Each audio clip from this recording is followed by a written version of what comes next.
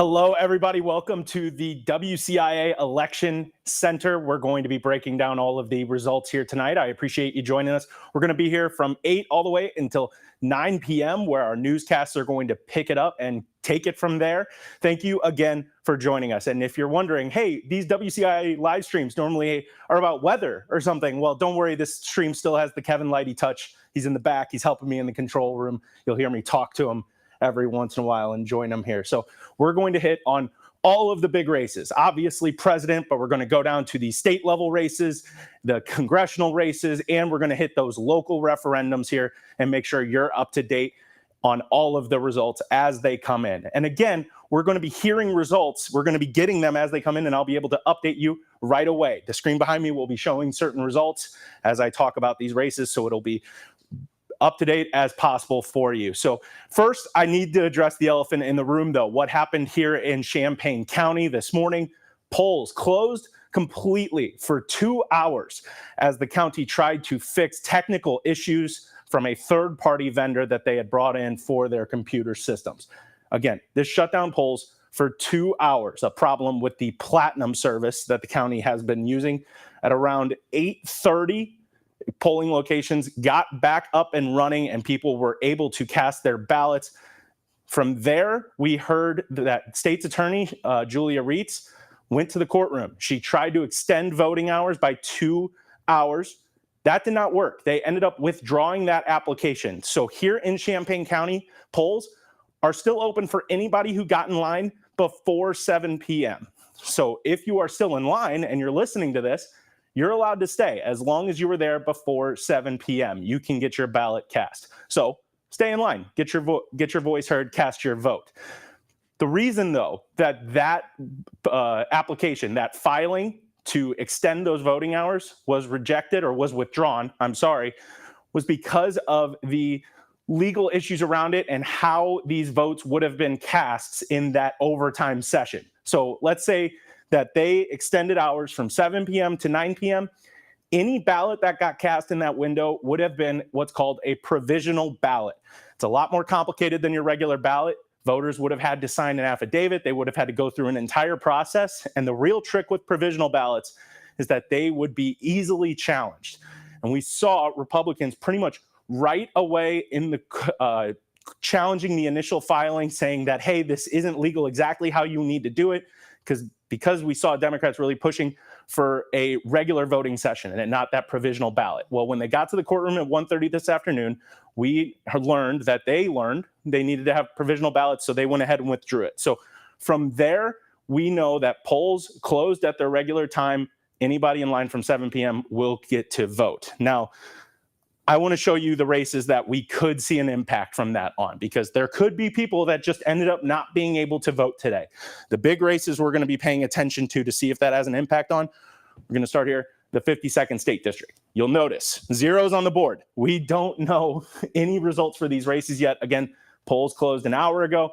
We haven't seen any results come in. Champaign County cannot release any results until the final votes are cast and they're able to close up shop. Paul Faraci facing Jeff Brownfield. Faraci, the incumbent Democrat, running against the Republican Brownfield. This race makes up a lot of Champaign and Vermilion County. Though that's where this district is. Faraci, the incumbent here, needs a big turnout in the Champaign area for this kind of race. So it'll be interesting to see how that plays out. The other big race we're looking at, the 104th State Representative District. This district is between Republican incumbent Brandon Schweizer and Democrat challenger Jarrett Clem. And I'll show you on the map where this district really is going to be interesting. A lot of rural Champaign County here. This cuts out entirely Champaign and Urbana and gets a ton of Vermilion County. These Champaign County votes are going to be huge in that race. So we'll be seeing it as it comes in, where they're really going to see that impact. Now, again, for everybody in the polling lines or anybody wondering how this all happened today, I want to give a little bit more information. There was a Platinum service, that's what it's called, for the Champaign County Clerk's Office. It's actually a service that's used by many counties across the state, a couple dozen, if my count is correct. This service, the servers crashed very early on, just minutes into polls being opened. It caused problems for other counties, but nowhere near as extensive as here in Champaign County. One of them, Sangamon County saw some problems with their in-person same-day voter registration. But the reason that they didn't have as much of a problem as Champaign, for instance, is because they had pre-printed ballots at their polling location and did not need to remotely access their ballots. So when they started to they were able to keep the ballots moving. They were able to keep everything going. But for same-day voter registration, they had to actually call the county clerk's office and remotely feed back voter information to get them registered. That was the hiccup you saw in Sangamon County. Again, Champaign County, way more complicated. Every single part of the election system today was shut down for 2 hours. So we're going to go to Amanda Brennan here in just a few minutes. She's live at Brookins. We don't have her up yet, I believe, but we're going to go to her. She's going to tell us what the attitude's like at the main headquarters for Champaign County here. But for now, I just want to go back over some of these legal challenges that played out today. Champaign County State's Attorney Julia Reitz coming in and trying to extend voting hours. The request was extended from 7 p.m. to 9 p.m. They wanted it to be a just regular election process. But state law states that those ballots that would be cast in that window would have to be provisional ballots. And provisional ballots are much more complicated, much stickier, much more easily challenged. And ultimately, they just decided it wasn't worth that effort, because if they didn't have an agreement between the local Democrat Party and the local Republican Party to extend hours, they just put everything at risk for a lot more challenges down the line that could have had much bigger implications for this election here in Champaign County. So again, we're going to be breaking down results here, but I want to stick with the Champaign County thing for now. I'm going to go ahead and bring in Amanda Brennan, if possible, if we can get her queued up here. Let me get on my line here to talk to her, see what we can do. Amanda, can you hear me? Yeah, Cole, I got you. All right, Amanda, you are outside of Brookins Auditorium there in Champaign. Thank you for joining us here. I just want to start off here. You've been there now for a couple hours. What has it been like as polls have officially, were supposed to close, but are still open for right now? Yeah, Cole, it's a totally different environment now than when I arrived here just a few hours ago. I drove into the Brookins Center around 2 o'clock, and I had to circle the parking lot several times just to even get a spot. Now I'm looking at the parking lot. You can have your fair choice of parking spots. People are really starting to leave. People are just filing out of the gym again. I saw the security close down the line at 7. I even met the people who were the last ones in line. They had a sign that said last voters here at Brookins, so they were excited to be able to cast their ballots and be the last ones here at Brookins for the evening. That wrapped up around 7. The line inside in the gym is really starting to wrap up now. You and Karina Rubio were both out there during our 6 o'clock newscast, and I know you spoke with Aaron Ammons, the county clerk, while he was there. What did he have to tell you while you were out there with him? Well, Clerk Ammons expects smooth sailing for the rest of the evening. We asked him some basic questions like what of the most busiest locations have been throughout the day. He said, well, that's easy. It's been the Champaign Public Library, here at Brookins, over in Mahomet, and then a few campus locations such as the Illini Union. So the next step for his evening, once the last voters make their way out of the polls here across the county, the election judges will be breaking things down and then starting to sort through some of the ballots. Now, again, he wanted to remind us that they cannot start releasing any results until the last person rolls through, turns in their ballot, it goes to the tabulator, all those steps that they have to take. So he's hoping for around 9 p.m. that we start getting results. He joked that we're hoping to see some before the 10 o'clock newscast. So some changes that he's looking at doing. We asked him, we've seen what's happened today. You touched on it yourself, Cole, with these long lines. Polling places were closed for a little bit. We're like, what would you change? And he said he's always looking for best practices. And he's, in fact, looking into backup plans with their contractor after their contract ends. I'm not sure when that's up, but he is always looking into backup plans. Amanda, we were at a press conference with County Clerk Ammons and State's Attorney Julia Reitz earlier today, and we asked him why there weren't those paper ballots on the, as backup or paper polling books at all of their precincts. He said, just like you said, he's going to look into that for future elections now, but obviously a lot of frustrations building up for voters as they found out that those plans weren't in place this time around. I'm curious, did you talk with voters that were in line now, maybe ones that tried to go this morning and couldn't make it? And what was the attitude like for the people that were in line and having to stay into these overtime hours? Cole, overall, the attitude of voters here at Brookings has been fairly positive. Like I've said, I've been here quite a few hours now. People are keeping high spirits. A few students even bringing their laptops to get some studying done. They have exams tomorrow, and they said might as well kill two birds with one stone, right? Wait in line, get some studying done, and then cast their ballots. Everyone that's been filing out most recently has been waiting about 2 hours, but they say it's okay. It's no problem. We just want to do our part. We want to cast our ballots, and even if that means waiting 2 hours. So overall here at Brookings, spirits have been high. Voters are happy, and now they're going back home waiting for those results to come in. Well, Amanda, I'm going to let you go for now, and I'm going to get into some of those results myself. Amanda Brennan, outside of Brookings, thank you so much. Let's get into the races. So we've talked enough about locally here, the problems here in Champaign County. Let's talk about the big ones. Obviously, the race everybody is paying attention to tonight is that presidential race. Let's look at the nationwide results so far. Again, so early in this race. You can see precinct numbers still very low, but right now in the popular vote, we're seeing a small lead for former President Donald Trump over Vice President Harris in this race. Then we can go over to statewide. This is how Illinois is voting specifically. We have Robert Kennedy Jr. in this polling because he was on your ballots today. So you're seeing he even has a little bit he's got some votes to his name here in Illinois, 31% in. Harris having a commanding lead in here. That is not surprising. This is the third time that Donald Trump has run for president.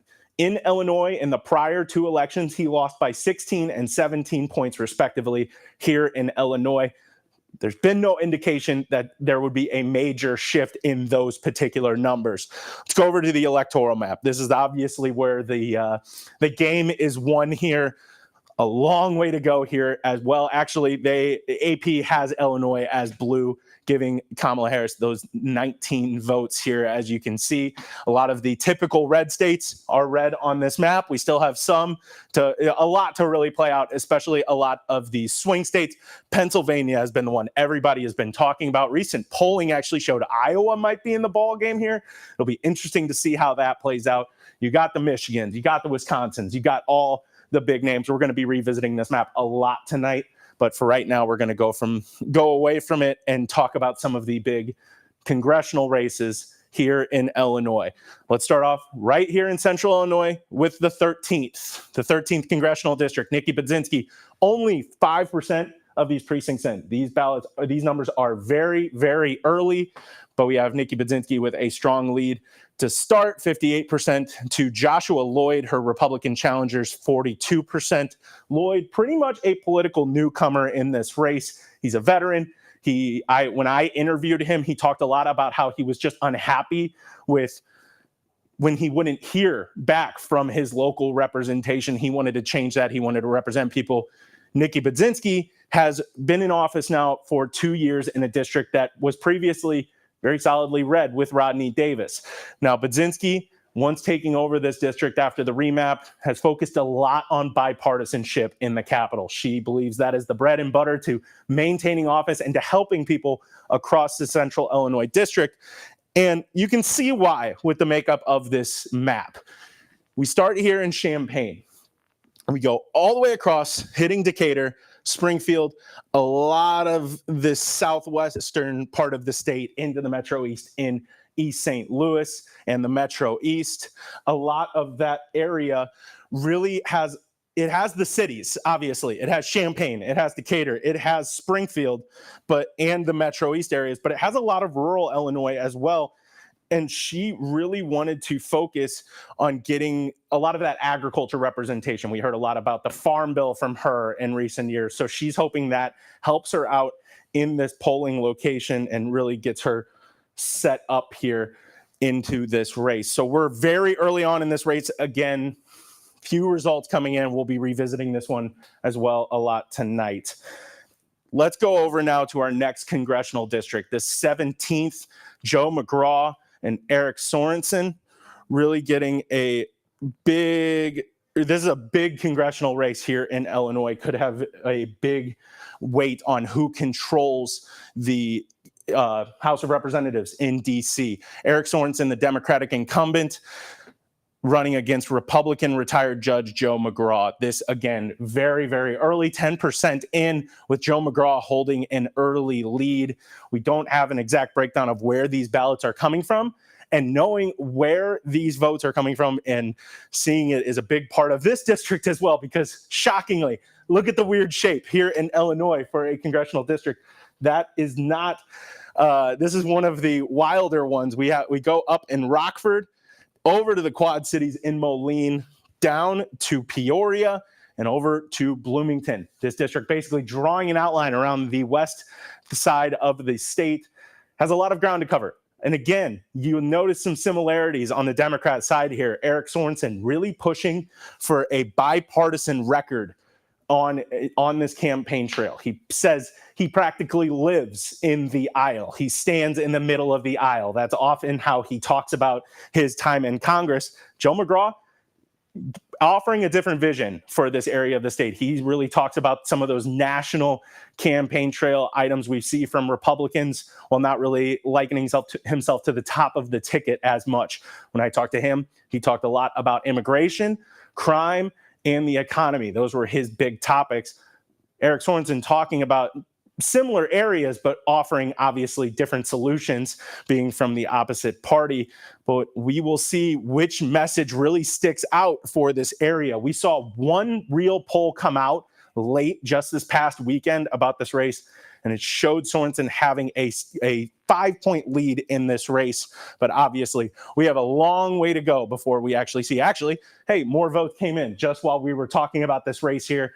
Eric Sorensen tying things up, essentially, just a couple 180 vote difference there on that particular race. So we are going to have a long way to go with this race. We got a lot to talk about with it, so we will come back to it a little bit later. Let's go. Actually, we're going to come back to that race with Theodora Coulivares here in a little bit as well. She's actually at the Sorensen watch party. She's not ready yet, but we're going to come back to her in a little bit, talk to her about what's going on there. Let's go ahead and go to our local state races. These are the races that we're going to have a hard time getting some results for, because these are the ones that have big parts of Champaign County. Brandon Schweizer, the Republican incumbent, he took over about a year ago from Mike Marin when he retired abruptly from the State House.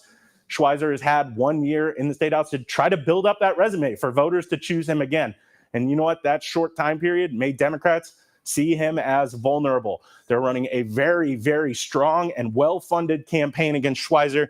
Jarrett Clem, backed heavily by the state Democratic Party, as well as labor unions. I'm sure if you live in the central Illinois area, you've seen plenty of ads about this particular race. Again, we don't have any results for this one yet, but we will continue to bring you them once we start to get those Champaign numbers and Vermilion County numbers in particular. The reason these state house races are so important, though, is because of the makeup of the state house in Springfield right now. Currently, there are Democratic supermajorities in the House, the Senate, and Democrats have every single constitutional office. That's the governor, that's the lieutenant governor, that's the treasurer, the comptroller, and the secretary of state. They're all Democrats. That means, especially with the supermajorities in the House and Senate, there does not need to be a single yes vote from a Republican in the state house on any vote that they would take. Democrats can get everything through on their own. Republicans know that they are not going to flip those majorities in one presidential election year, but they're hoping they can build some momentum and get this going, gain some ground, and just really chip away. So Republicans trying to make ground on that, but in order to do that, they have to keep the seats that they already have. So that's where Brandon Schweizer comes into play. This is a seat that's been a steady Republican district for years. And if they lose a seat like this, that just doesn't spell good news, obviously, for the wider Democratic Party in the state. I'm going to pull up the map for this district just to tell you about why this is such an interesting district. It holds a good chunk of Champaign County here, except for Champaign-Urbana. This little hole you see in the map there in the 104th, that's Champaign-Urbana, and it is pretty much entirely excluded. And then it goes over to the Vermilion County area and picks up Danville. So once with this big area, this is a lot of Trump country. Vermilion County voted heavily in Trump's favor, despite the broader state going heavily in Democrats' favor in the past 2 elections.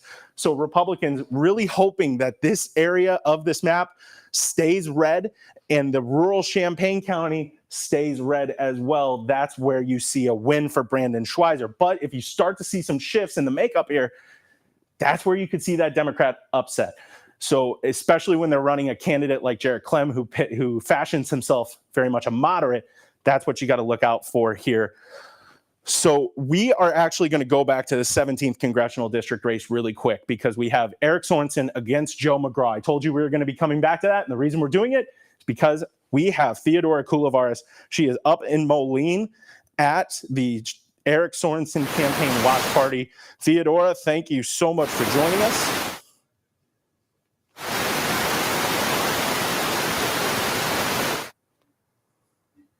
Theodora, can you hear me?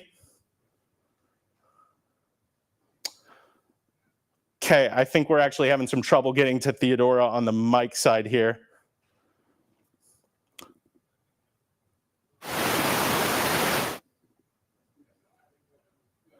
All right, we're going to actually come back to Theodora in a little bit here. I know we have video, but I don't think we have the audio right now for her. So we are going to come back in a little bit for her. But again, we'll talk about the Eric Sorensen, Joe McGraw race when we get her back up and running.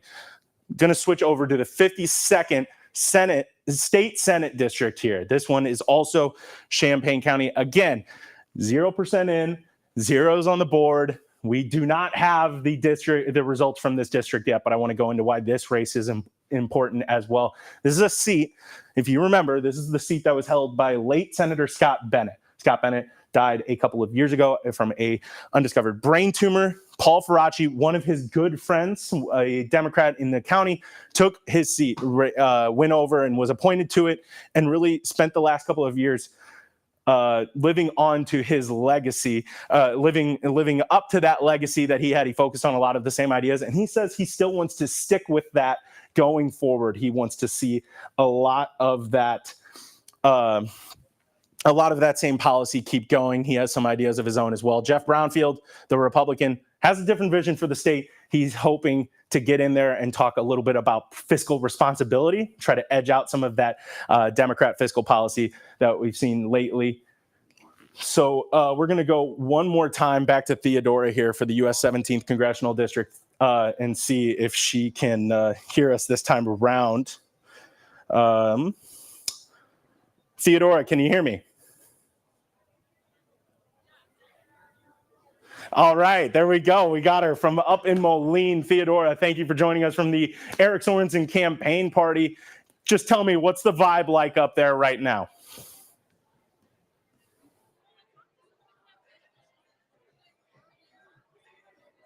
They're feeling really good about how things are going. Of course, we're still waiting for more results to come in, but overall, they say that they're feeling good. We've seen a lot of people come out tonight, a lot of supporters of Eric Sorensen who are here tonight for his event.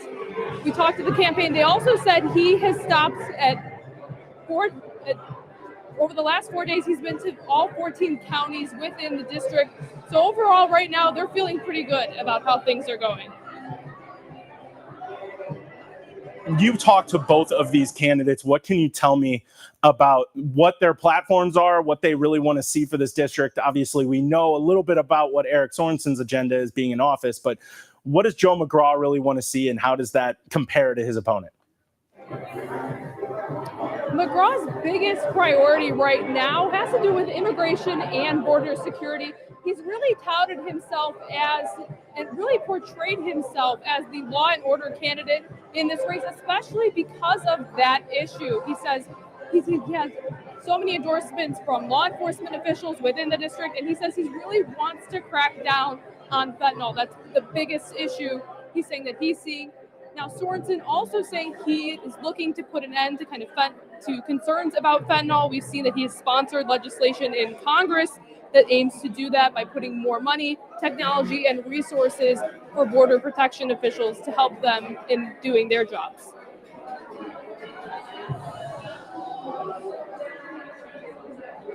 Thank you.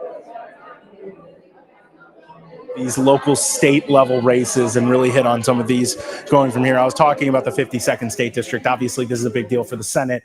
We're going to keep an eye on this one as more results are coming in going forward. A couple other big races that we see in the Senate specifically, we got Dave Kaler running again. He's already jumped out to a pretty big lead very early on, though.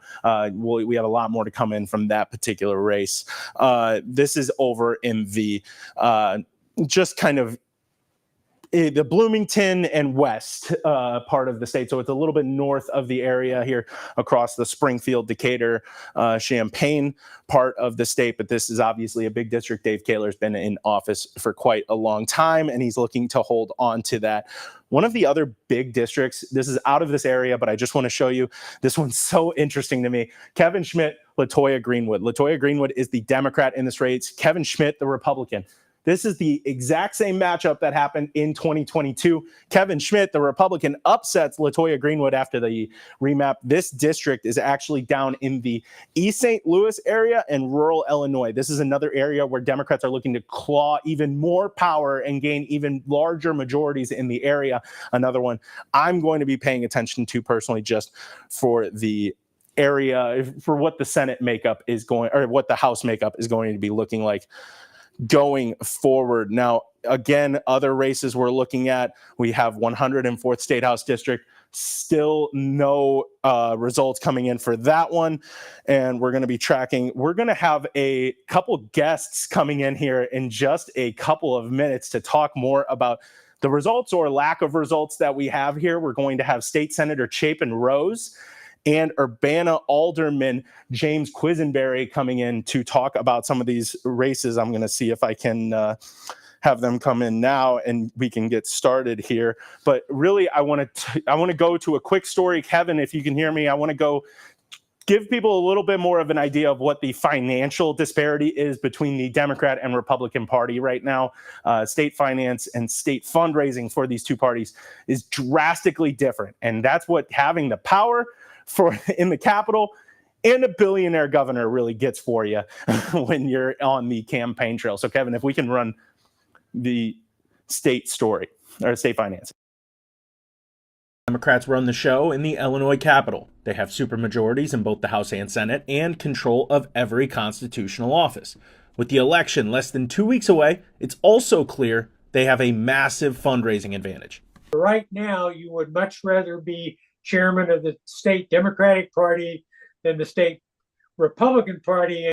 House Speaker Chris Welch spent $7 million on various House Democrat campaigns across the state in just the past 3 months. And after all of that, he still has almost $8 million in the bank for final cash injections. House Republican leader Tony McCombie, meanwhile, raised just under $1 million and spent $1.7 million out to Republican races. She has just over $600,000 left to spend across the state. You've got this huge collapse in what has been the traditional Republican fundraising. The Illinois Senate is a similar story, with Senate President Don Harmon having over 8 times the amount of cash that Senate Republican leader John Curran has. UIS Professor Emeritus Kent Redfield says this fundraising gap has really grown over the past decade. During the Bruce Rauner era, Republicans relied on him and billionaire mega donors like Ken Griffin and Richard Uihlein to back them. But that faucet is not running anymore. Meanwhile, Democrats have their own billionaire in Governor Pritzker, and being in power has its perks too. There, a lot of contributions are partisan, but some of them are just strictly, we want to give to leaders. All right. I promised you guys some special guests, and we got them here today. We got James Quisenberry, Urbana Alderman, State Senator Chapin Rose. Both of you, thank you so much for joining us tonight. Thank you, Cole. Obviously, a little bit of a slow start here to the results here in Champaign County. I want to start off. We talked a lot off the top of this stream about the issues Champaign County faced early on today. Senator Rose, I want to start with you. What did you take 2 hours of the polls being down? What was your reaction? What were you telling voters who were concerned about, the issues tonight? Well, first of all, Cole, this isn't the first time this happened. This is the exact same problem we had 2 years ago. And County Clerk Ammons has learned nothing from that experience. Before he got here, everybody in this county could vote in 15 minutes or less. And now it's a multi-hour experience, or like in my own case, I had to go back a second day just to vote myself. So, he should have been prepared. He knew this was the exact same problem they had 2 years ago. He wasn't. It is complete chaos. He can blame whoever he wants to blame, but he should blame himself, because this was easily foreseeable based upon the exact same problem happening 2 years ago. That said, what we've been telling people all day, get in line. The last person in line at 7 o'clock absolutely will be able to vote, as they should. And so we've been pushing people all day. Just get in there by 6:59 p.m. Don't get there at 7:01. Get there and just unfortunately wait, because Aaron Ammons has created complete chaos in our Champaign County voting. I got 11 other counties I represent who have none of these problems. James, you're obviously here, a representative of the Champaign Democratic Party as well. I'm just curious what your thoughts are on your reaction to what was just said here. It's unfortunate that we have a problem like that, but we've leveraged technology to expand voting. We have vote centers, so you can go to any polling place in the county and vote. When you use technology, when you move forward, sometimes there's issues. What I understand is this was a vendor issue. It was also affecting Sangamon County. Same vendor, Republican clerk there, similar problems. Well, they worked through their problems. We're still having problems. Well, we work through our problems too. Okay. And by mid-afternoon, early noon, it was people were voting. There weren't lines.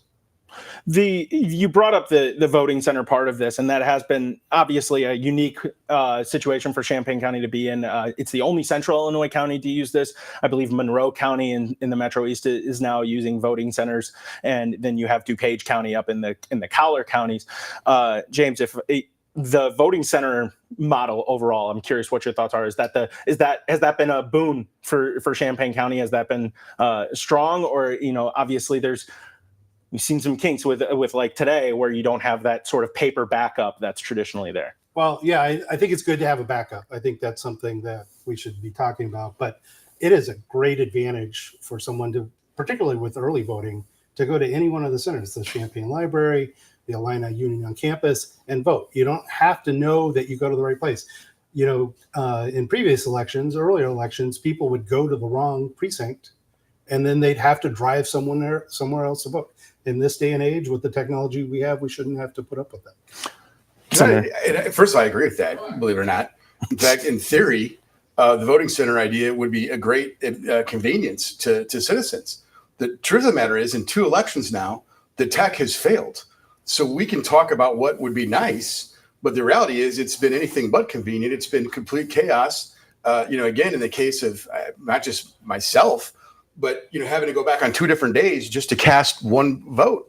I talked to countless citizens who showed up and said, "Oh, you've already voted," because the tech is giving them someone else with the same name's ballot, and they're voting that ballot, which then cancels out that person's vote, and then they're stuck in some provisional system. Again, it would be great if the tech worked, but it's not, and we need to get back to what works. Make this convenient for people, yes, but also make it so you don't have to stand in line for 2.5 to 3 hours. Senator, I want to talk to you a little bit about the legal process that played out with this. There was a filing to try to extend voting in Champaign County from 7 p.m. to 9 p.m. The initial filing was withdrawn, and it's obviously stayed the same. 7 p.m. was the cutoff for people needing to be in line. There were some questions from, I know, local Republicans about the merits of that filing and the legal standing of that filing. What was the concern with that in the way that it was originally written, and how they just wanted to extend the voting hours outright? So I think that the issue is that you can't just extend the voting hours, then all those people have to vote provisionally. Whereas if you're in line at 7 o'clock, no matter who you are, no matter where you are, if you're in line at 7 o'clock, you will vote.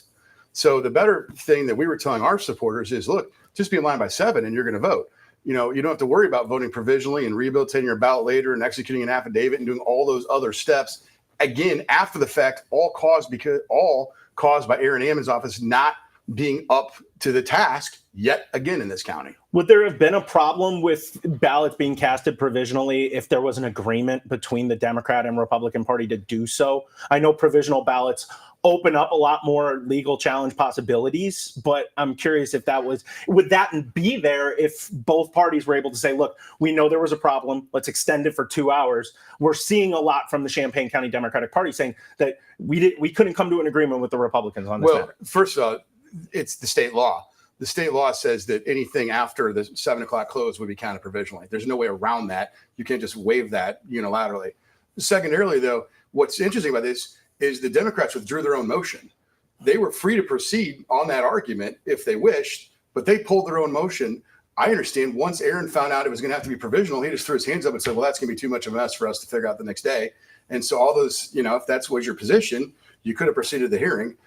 Nobody proceeded to the hearing. They withdrew their own motion. I mean, it was pretty amazing to see somebody make a motion to do something and then withdraw it once they figure out how to be kind of provisionally. Well, I know there were questions about whether or not there was that agreement between on whether or not they were provisional, or even if it was provisional, if there was that agreement between the parties to maybe not go on and challenge those ballots in that way. But you can't just waive the state law. Mm-hmm. I mean, the state law is clear. They would have to vote provisionally. James, I'm sorry. I've been talking to the senator for so long here. I think the final outcome was the best outcome because, as Chapin pointed out, if you're in line at 7 o'clock, you can vote, whether it takes to 8 o'clock or 9 o'clock. And we won't have a delay in knowing an additional delay and knowing what's going to happen in Champaign County. I don't know what the conversation with the Republican Party chair was, but I heard similar things to you, that there wasn't an agreement there. So how could we move forward? I'm curious from your perspective, especially coming from an alderman's perspective. The senator has talked about some of the issues that have been around in Champaign County, specifically for previous elections. What is the conversation like going forward about, establishing that trust, making sure people go into an election day believing their ballots are going to be counted? I'll talk about it from the perspective of IT, because that's my day job. What's going to have to happen is an after action analysis of how this vendor let us down. I understand we're at the end of the contract with this particular vendor, and I would say they will have a hard time continuing to serve this county. It's a county, it's not a city alderman kind of question. The county board will have to, support funding what the next step looks like. All right. Well, we've talked a lot about this here. I want to get to what I was originally going to have you guys in for, talk about some races. Obviously, here in Champaign County, we don't have those results yet because we haven't seen polls officially close up. None of those results are going to be coming in. Senator, I want to talk with you specifically, if I can have you look. We have the 52nd State House District here. We got zeros on the board, obviously. This district was Scott Bennett's old seat. There's a Republican challenger from Jeff Brownfield. What about this district is where do Republicans try to get an in this particular district, knowing that it has such a broad area, but it has the whole Champaign-Urbana community as well? Yeah, certainly the Vermilion County side of it is where the Republican Party, would go, as well as independents and sort of swing voters in the city of Champaign, particularly kind of the west side of Champaign. But I would say that in this, honestly, if you look at these two gentlemen, they ran races the way that, in your high school textbook, you want to see races won. They had ideas, they had issues, they were rarely terse or curse. They were just very nice individuals. And at the end of the day, I think the voters had a choice to make, but they had a nice choice to make between two companions, based on issues and based on ideas. Really, that's how you want to see races run. But where would Republicans go? It's Vermilion and the west side of Champaign. James, I'm curious what your thoughts are just as a Democrat. What have you thought about the way Paul has kind of stepped up into this seat after Scott Bennett's passing? And I can't be here tonight without recognizing Scott Bennett, because he would have been doing this if he was still here. And we all miss him and his wisdom on a night like this. But Paul Faraci has committed to come in and serve the rest of that term in the way that he felt Scott would have served it. And I think the people saw that. And it's already a Democratic leaning district to begin with. And so, Paul's a great candidate, and I expect him to win. Got it. Can I just- Yeah, I of course, just of wanna course. Echo Yeah. this too. It is. I mean, Scott Bennett was a friend of many, including myself. And honestly, it's nice that you're here, James. But for many years, he and I did this show, and we all miss him greatly. And I also need to put that out there. Got it. Well, and yeah, obviously they are correct. Scott Bennett was a staple of our election night coverage for quite a bit. So we do miss him, and this race will be interesting to see how it plays out and how that kind of shapes up. The other statewide district that I wanted to talk with you both about is this 104th State House. This is the other local State House race. Brandon Schweizer, an incumbent of 1 year, running against Jarrett Clem. I am going to start this time with you, James, because I let Senator Rose talk about the sort of makeup where they would target in this district. This is such an interesting one. A lot of rural Champaign County, a lot of Vermilion County, including Danville. Where's the Democratic foothold in this? Where's the Democrat foothold in this district? Because it has Rantoul and it wraps around the city of Champaign and Urbana. It gets Savoy. The different areas around Champaign are changing over time. This district has been coming closer to the center, closer to left. So it was opportunity. You can see that in the fact that I think close to $1 million has gone into this campaign on the Democratic side and $500,000 on the Republican side just for a state rep seat. People thought this was going to be a close race. Yeah, it's so interesting to see the amount of money poured into this race, considering how solidly red that this seat has been. Senator, I talked a little bit about this earlier in the show, talking about how there's nobody on the Republican side expecting majorities to flip in the State House this time around, but it's about chipping away and getting some of these seats. In order to do that, you have to hold on to what you have too. Correct. What have you thought? Take me into that process a little bit, what it's like to be, on the campaign side of the Republican Party right now. Well, look, first of all, you said it. We got to chip away, right? But this seat that, you guys start holding. And this is a key pickup or a key hold for the House Republicans. The seat did change from last time we had a census. So, we're now on this kind of this new map, and you had Mike Marin, the previous incumbent. And this is kind of a new map going into this new decade, and you're kind of seeing a new incumbent in terms of appointed Representative Schweizer, but he's done a great job. He had the backing of, a bunch of different groups in the state representing kind of a very diverse district. James is absolutely right. Because of the change in the census, it does lean more to the middle, not necessarily to the left, but to the middle. But you got to hold the Schweizer seat, and I think he's done a great job. I also think his challenger made a pretty terrible mistake accusing Representative Schweizer of, not being a patriot when Representative Schweizer is an I'm a discharged Marine who's seen combat duty. And I think Representative Schweizer has played that issue much to his advantage. Again, I think an unforced error by his challenger. It'll be very interesting to see these results as they come in. Again, we are not seeing any sort of results yet from Champaign County. They are not able to actually put them up until those final ballots are cast. We've talked extensively about the problems that we've seen so far, but zeros on the board for this district. Gentlemen, I'm going to keep you around for just a little bit to talk about some of these local issues we're seeing. But first, I want to go over to Jack Crum, who is over in Mahomet today. He's been following a local school district initiative. Jack, are you able to hear me? I am. How's it going, Cole? Happy Election Day. Oh, yeah, it's a blast over here, Jack. I hope you're having a great time out there. Jack, if you can take us into this school board initiative, school district initiative, tell me a little bit about it, what voters are deciding on today. Yeah, Cole, it's a referendum, and it's a big-time one. It's a $113 million one to build a second and third grade building for students, but it's also going to do a lot more than that. You're also going to see relocation of second graders from Midtown Prairie and third graders from Lincoln Trail. It's going to pay for improvements for Lincoln Trail School, build a new junior high building. It's going to move the soccer field at the junior high site over to the high school and put a new track at the junior high site. So there's a lot on this ballot this time. And voters are, I got to say, Cole, after talking to some people in line at some polling stations around here, they're kind of split. I mean, this has been on the ballots now, would have been on this the third time in the last 2 years that the voters would have this question or a similar one like it posed towards them. on an issue like this. I'm curious what their reasonings are for this. Obviously, this is a tax increase that they would be seeing, but what are they?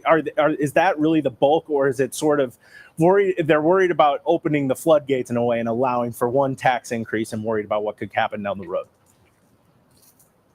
Yeah, Cole, that's a great way to put it, actually. And I spoke to the two main people that I spoke with. Both were parents standing in line, one for, one against. Now, the one for talked heavily about investing in the future, wanting to make sure that his kids had new schools and all that. And it's not to say that the person that I spoke to who said they didn't want that doesn't want nice things, but they disagreed off of principle. She also said that she was a little bit annoyed, from what I could tell, that this was on the ballot once again after similar posing questions were turned down in recent years. So it's a lot of, it goes both ways. And I think the way that you put it is one of the best ways to put it. All right, Jack, I'm going to let you go. I'm going to let our guests weigh in on this a little bit as well as some more of these local races that we've seen. Senator Rose, I'm going to start with you. This is your home turf. What are your thoughts on this third time around for this proposal? Yeah, I get the sense it's going to be a lot closer this time. It really wasn't that close the first couple of times, but I get the sense this one's going to be a little closer. I was talking to my neighbors, but I will say that it's never, when you're in a community like Muhammad or any community under 50,000 people, it's never quite as black and white as just a tax increase. Personalities get involved, whose kid got benched and whose kid got to play. I mean, you get all these things, right? And so it's never quite as black and white as what reporters want to make it out to be, with no disrespect to you, Cole. But I do think this one's going to be a little bit closer this time. Am I able to ask where you kind of fell on this particular one? You're not going to put me on that spot, buddy. All right, I'll let you go. I didn't give him a heads up that I'd be asking him that, but we'll leave you for there. Or leave you right there on that one. There's another question. There's a couple of questions on the Champaign ballot. There's the Champaign County sales tax increase. There's also the Champaign Township limiting rate question. I want to start with this is actually the Champaign Township question that we have on the ballot here. I'm curious where, James, kind of you see this helping out, and specifically with the low barrier shelter. And do you have any input on kind of how this has played out at all? I know that you're the Urbana Alderman. This is the township issue, but. Well, I can tell you that homelessness is not a Champaign or an Urbana issue. It's a community issue. So if this shelter has to close its doors, it's going to impact the whole area. I think it's really challenging. I can't talk about it in a vacuum, because when you have two tax increases on the ballot in a time like this where people are really feeling it in their pocketbook, it's hard to see both of them passing. And so, people are going to go to this, and they're going to be looking at the county increase quotient, and they're going to be looking at, the Stride shelter and whether they need to keep that open, and they're going to make a choice there. I don't think they're going to choose both. Yeah, and Senator, we've had so many conversations about these sort of small incremental tax increases, both at the state level, local levels. The Champaign County sales tax issue, James mentioned, 1/4 cent. It's being referred to as the public safety tax increase. The sheriff's office has talked about what it would do for them. We've heard about from the public defender's perspective. That is been an ongoing issue. Public defenders across the state, really, because of the increases to those pretrial services that your favorite topic, the Safety Act, has brought into play. I'm just curious, well, first of all, what you thought of James's comments there. Yeah, I think, first of all, he's right that this is a issue, but it also needs to be addressed holistically, right? I mean, there was an interesting public meeting a couple of weeks ago where some of the downtown business community came and said, hey, look, this homeless shelter is causing serious safety problems in downtown Champaign, and it's causing us to expend resources and lose customers. And so there's a whole other side to that as well. But I think that the public safety tax, the Champaign County one, my sense is it fails. I think it also for a lot of reasons, not the least of which is if you had enough money to go buy TV ads and radio ads and send people direct mail, then obviously you're not that broke, okay? And they took our property tax money to use it against us, and I think that was absolutely wrong. But I also think that this is a shell game. And to say that, all the property tax dollars that are going into the county coffers can't be used for the jail and the state's attorney's office and the public defender's office and all those things you just listed off, well, where are they going? And so I don't think they made the case to the citizens. Now, when I say that, you also have a bunch of University of Illinois students that are going to vote that tend to just hit yes. And so, I'd love to hear James's thoughts. I really would on where he sees the sales tax, the quarter-cent sales tax going. But your first thing you said, though, I think is exactly right. Overarching all of these little nuances is disposable income. People don't have it. I mean, if Donald Trump wins tonight, which sometime in the next 6 weeks, whenever we actually find out, it'll be because real income for Americans has gone down. And you can say whatever you want about inflation being down to 2.8% or down to 2.1%. It doesn't matter. Your income didn't keep pace with the massive hyperinflation we had for the first 3 years of Harris Biden. And that transfers all the way down to Champaign County. I think he hit the nail on the head when he said it's hard to see two of these things passing. And Muhammad, you just brought up, you've got a property tax increase, plus the city of Champaign, the county of Champaign quarter cent. I'd like to hear what you have to say about the quarter cent. I'm leaning that the Muhammad question for the schools passes because this gives people in Muhammad something they can say no to and say yes to another thing. So that creates a space for that. And it's really hard. Who pays sales tax in Champaign County? Majority, it's the residents of Champaign and Urbana and Savoy, Muhammad and Rantoul as well. But you're making this case on services that most people don't feel themselves availing themselves of, right? Sheriff's deputies, yes, it's important. We have to raise salaries because it's competitive. But if I live in Urbana or Champaign or even Muhammad, I have a police force. And so I don't need to worry about raising sheriff deputies costs. We all hope we're not going to be using the jail services or the court services. And so how do you promote that? I think the other things that they could have done with this from the county perspective, how it would allow the county to do more for everyone would have been a better way to promote it. All right.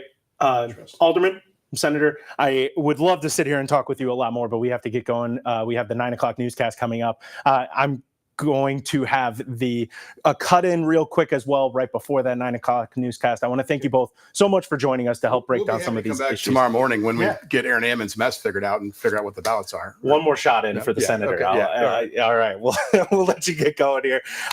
Thank you both so much for joining us. We're going to go ahead and take a look at some more of these big number races before we get going. Let's start off by going to nationwide presidential totals, the most likely ones. We're going to start here, 26% of the vote in. Let's head over, look at that U.S. electoral map. Right now, obviously, a long way to go. A lot of gray still on that map. Former President Trump starting off with a good lead early on with not too many surprises, I'd say, so far, at least on this map. And then here is the statewide voter totals here in Illinois. Obviously, again, we're showing Robert F. Kennedy Jr. on the ballot. He is picking up at least a few votes, not nearly as much as the two other candidates. But we're going to go ahead and take a look. These numbers are pretty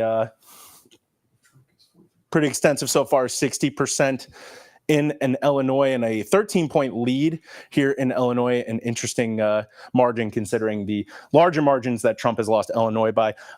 Gentlemen, again, thank you both so much for joining us. I'm going to take the desk back here for this 8:56 live shot, if you don't mind. Okay, no problem. Thanks. I won't bring out the broom or anything like that. But thank you guys. If that number holds for Illinois, Trump wins the country. All right. Well, you heard it here first, folks.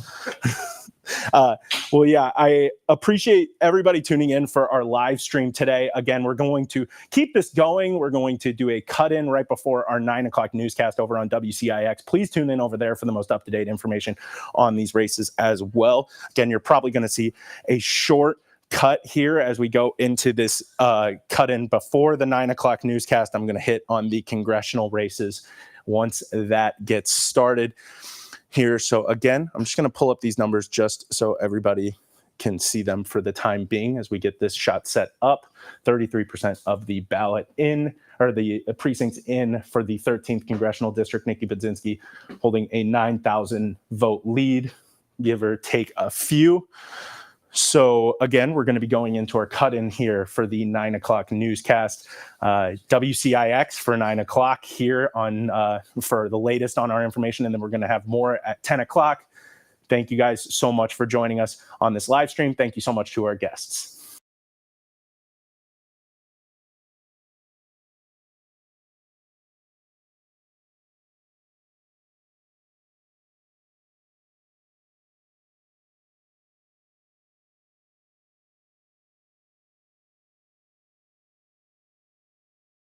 Welcome to the WCIA cut-in here before our 9 o'clock newscast over on WCIX. I wanted to bring you some updates from the congressional races here in Illinois. We're going to start with the 13th congressional district. That's here in central Illinois and stretches down to the Metro East area. Nikki Budzinski holding a 53 to 47% lead over Joshua Lloyd, a political newcomer and veteran, trying to unseat the one-term incumbent.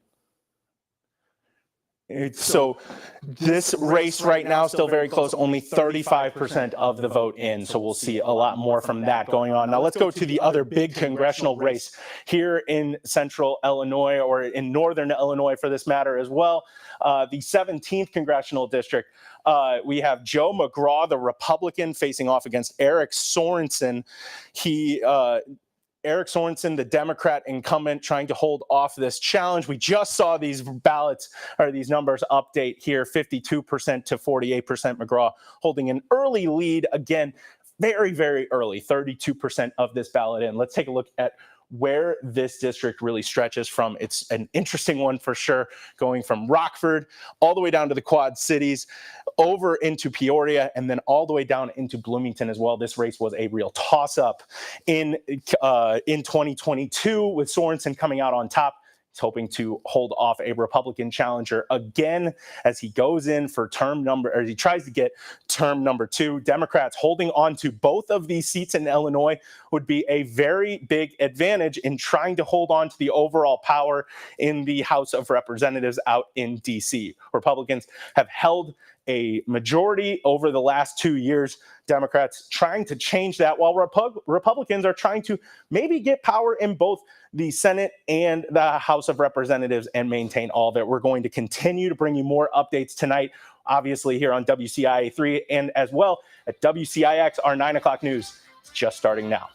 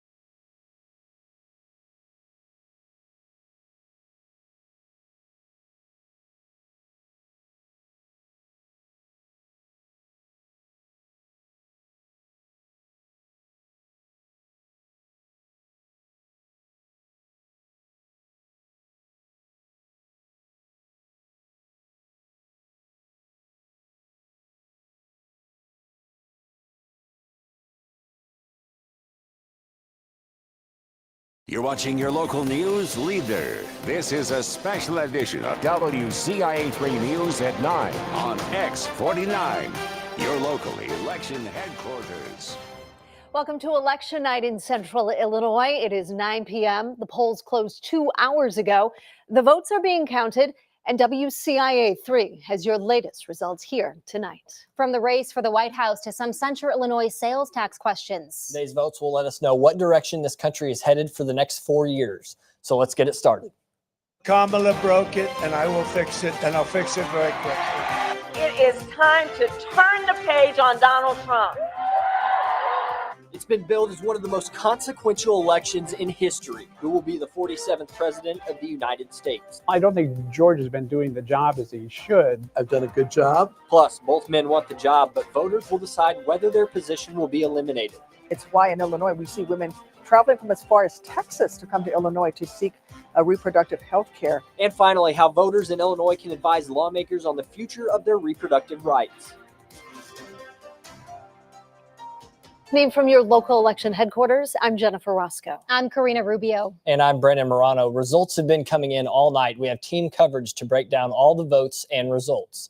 WCI3's Amanda Brennan is live at the Brookings Administrative Center in Urbana. Jack Crum in Mahomet. Theodore Kulavaris live in the Quad Cities. And Capitol Bureau Chief Cole Henke is live in the Election Center to break it all down. We start tonight at the top of the ballot in the race for the White House. Former President Donald Trump looks to become the first candidate since Grover Cleveland to serve non-consecutive terms, while Vice President Kamala Harris aims to be the first woman elected as president. Here are the numbers as they look statewide. 64% of precincts in. Kamala Harris has 55% of the vote to Donald Trump's 43%. To the U.S. House and the race for the 13th district that starts in Urbana and continues east to Springfield and then south to the metro east of St. Louis. Democrat incumbent Nikki Budzinski taking on Republican challenger Joshua Lloyd. We have 42% of precincts reporting, and Budzinski, it looks like Lloyd with a lead here. We have 63% of the vote for Lloyd, 37% for Budzinski. To the 17th district, which runs along the northwest of the state, including towns like Rockford, Peoria, Bloomington, and Normal. Incumbent Democrat Eric Sorensen is taking on Republican Joseph McGraw, a retired judge. We have 41% of precincts reporting here, and the Republican ahead in this race, but it's a close one. McGraw has 51% of the vote, 49% for Sorensen. And joining us live from Moline, where the Sorensen election party is going on, WCIA3's Theodora Kulavaris. Theodora. Jennifer, we're here tonight at Congressman Eric Sorensen's campaign event. So far, everybody seems to be in pretty good spirits. There's a lot more people here than there was earlier. I spoke to campaign officials a little bit ago, and they said that they're feeling pretty good about how things are going so far tonight. Of course, we're still waiting for more results to come in, but overall, they say that they feel that things are going pretty well. They say Congressman Eric Sorensen has visited all 14 counties within the 17th congressional district within the past couple of days. And of course, this is one of the more competitive congressional races in Illinois. National Republicans have really been keeping a close eye on this race. They're hoping that they can flip this district red, add this district to their already slim majorities in the U.S. House of Representatives. But Democrats think that they can keep control of this seat, and that if they can hold on to this seat, that this can help them add, and hopefully, what they say would be hopefully to get control of the U.S. House of Representatives at the end of the day. We've seen a lot of the issues at the national level, the presidential race, have also kind of trickled down into this race when it comes to issues like immigration and border security. Both candidates have talked about really going after the issues related to fentanyl. And we've also seen the issue of abortion come up in this race as well. Sorensen has said he wants to protect abortion rights at the federal level, where we've seen McGraw say that he supported the Supreme Court's decision to send Roe v. Wade back to the states, the issue of abortion rights back to the states, but he would not support a national abortion ban. And we will continue to keep you updated throughout the night as we learn more results. But for now, reporting live in the Quad Cities, I'm Theodora Kulavaris, WCIA3, your local news leader. All right, Theodora, thank you so much. In the race for the 12th district of the House that starts in Oakland and covers the entire southern part of the state, Democrat and Carbondale lawyer Brian Roberts is taking on five-term Congressman Mike Bost. As for the results, we are looking at 68% of precincts reporting. This one seems to be a runaway right now, with Bost taking 74% of the vote to Roberts just 26%. And joining us live from the Election Center is our Capitol Bureau Chief Cole Henke. Cole, what do the numbers look like so far? Well, really, we're seeing a lot of interesting results so far around Central Illinois. Obviously, with Champaign County still holding off on their results coming in, it's hard to tell on a lot of these local races. But first, I want to go to this 13th congressional district. This is Nikki Budzinski against Joshua Lloyd here. Obviously, a big chunk of votes coming in for Josh Lloyd recently. Him holding on to a pretty comfortable lead again, with Champaign County still struggling to bring in results right now. That's a big chunk of this district here. So I want to go over to the map for this district just to give you an idea of how widespread this is. We see Champaign up here over to Decatur and over to Springfield as well, down to the Metro East. That race will be interesting to watch, especially as we see more areas of the state come in again with 60% of this vote in, a pretty significant change here for this race. Other races, obviously 104th State House District, Brandon Schweizer, Jared Clem. That race is going to be one that we're going to be watching throughout the night, but again, no results coming in as of right now. Still zeros on the board for this one. The 17th congressional district, Theodora just got in on that as well. A lot of races, a lot of interesting results. Still too early to tell on a lot of these races. Brandon. All right, Cole, thank you. We'll check back in with you later. And we're just getting started here. Still to come, should millionaires be taxed more in this state? Find out how people voted on that question. Plus, Champaign County wants a tax hike to improve public safety. And Mahomet Seymour voters are once again being asked to help pay for new school buildings.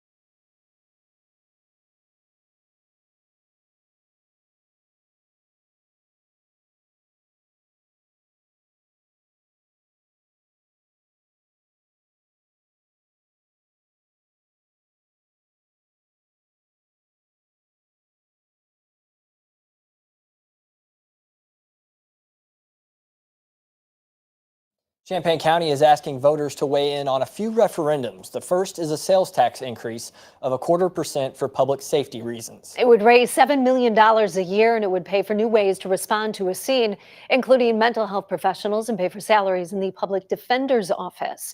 Another referendum in Champaign County is asking if the position of auditor should be eliminated. A yes vote would mean the county would hire one rather than elect one, essentially nullifying the results of tonight's race for Champaign County auditor. On that note, we go to Amanda Brennan live at the Brookins Administrative Center in Urbana. Amanda, things a lot calmer out there, but we do know that there are still people waiting in line to vote in Champaign County, and it is 9:10.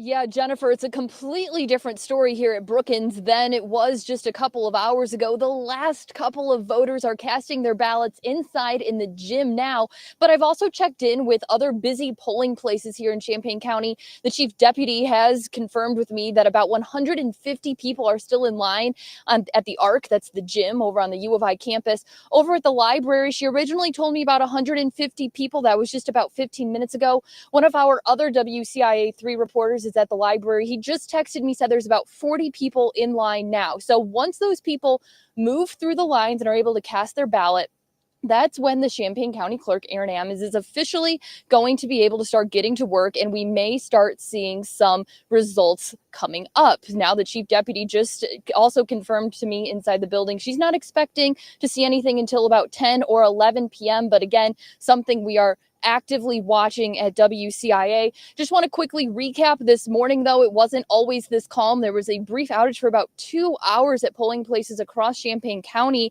And originally, Champaign County State's Attorney Julia Reitz, as well as Aaron Ammons, they wanted to extend to about 9 p.m., but they took that to court. They actually ended up deciding, no, let's still end voting at 7 p.m. because if they had switched and extended hours, that means that they would have had to switch to provisional ballots. And Aaron Ammons says those take a lot longer to count logistically. So they just wanted to end things at 7 p.m., get everyone through. And like we said, it is currently 9:11 p.m. here, and there are still people across Champaign County waiting to cast their ballots. So that's the update here in Urbana. I'll send it back to you guys in the studio. All right, Amanda, thank you so much. Still to come on election night coverage, a multi-million-dollar referendum looking to create new school buildings in Mahomet. Plus, we take a look at the closest local races. And should the state mandate healthcare providers to cover unlimited IVF treatments? Don't go anywhere.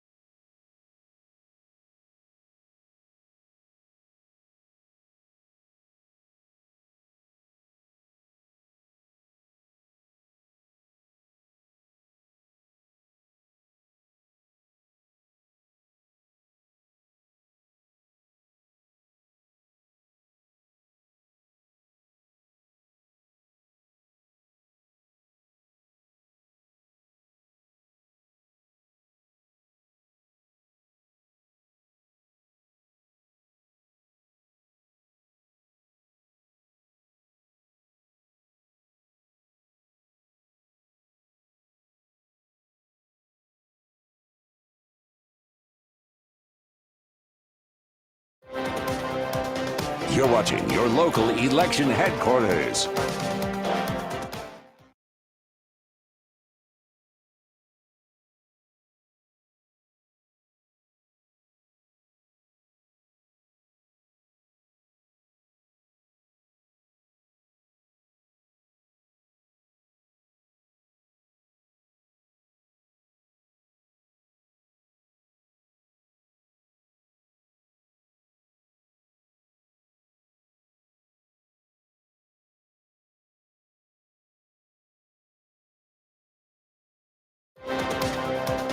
You're watching your local election headquarters. Welcome back to election night coverage. The Mahomet Seymour School District asking voters once again for a tax increase to fund new school buildings. It would cost the average $100,000 homeowner about $265 a year or $22 a month. And let's get to WCIA3's Jack Crum, who is live in Mahomet. Jack, you have been out there for most of the day. What have you been hearing from officials or voters in town?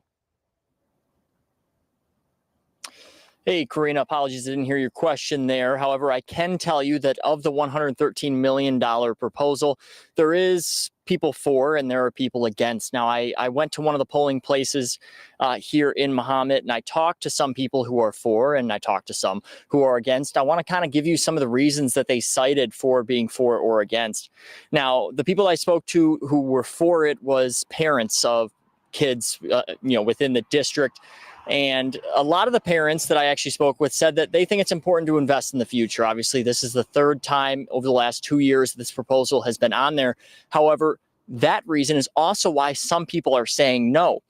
Now, of the people I spoke with, also parents who said no, that they said they're voting no off of principle, saying it's too expensive, and that they're kind of annoyed by the number of times that it's been on, with one equating it to getting denied money from your mom and then going and asking your dad.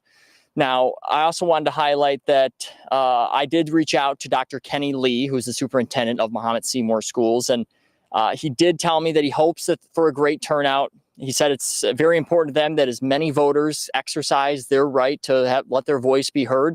And obviously, some people within this district are hoping for the best here today. So for now, in Mahomet, I'm Jack Crum, WCI3, your local news leader. All right, Jack, thank you.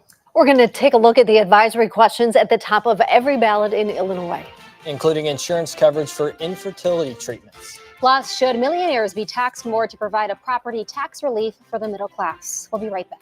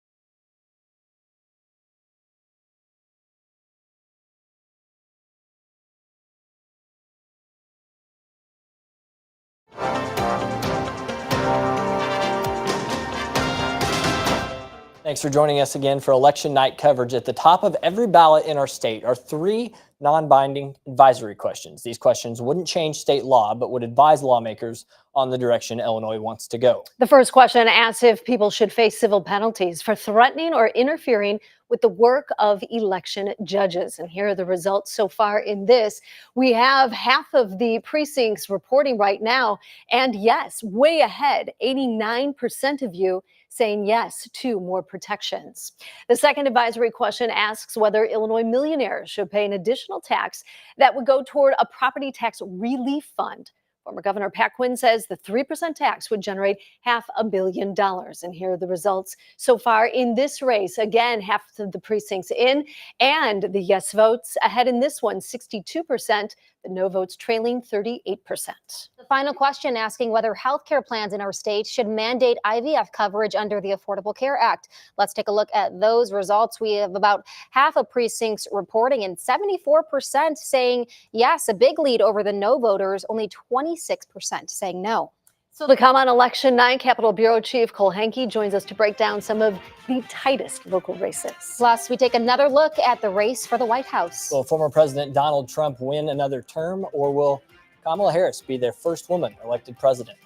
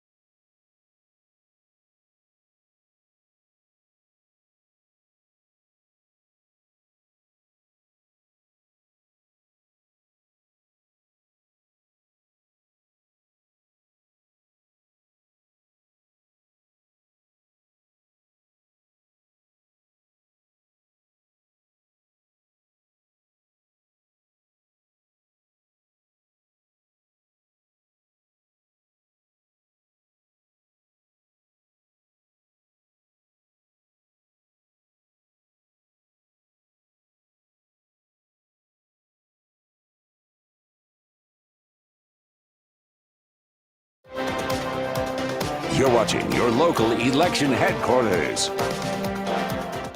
Welcome back to election night coverage. Results have been coming in all night. We're joined again by WCI3's Capitol Bureau Chief Cole Henke. Cole, what are some races we should be watching tonight?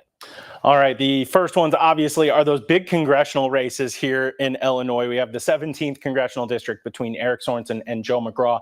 Just recently, as more results have come in, Eric Sorensen pulling back a lead, 56% of the vote in Sorensen, 53 to 47. That's an interesting one to keep an eye on. It's expected to remain tight. You have the 13th here, which is very interesting with Joshua Lloyd, the big lead right now over Nikki Budzinski. But again, important thing to note here, we have no Champaign County results. That's a big part of this district here. You can see just how big this is going from Champaign all the way down into the Metro East. We have some of this, but none of this. So that's the big one that we have to watch out for. Those congressional races are going to play a big role in what goes on in D.C. But Brandon, back to you. All right, Cole, thank you. We'll be right back. And that'll wrap up the first half of our election night coverage. Ballots continue to be counted, and we will continue to keep you up to date on all those latest results. Join us again at 10 for more on the races and referendums that will decide the future of Central Illinois.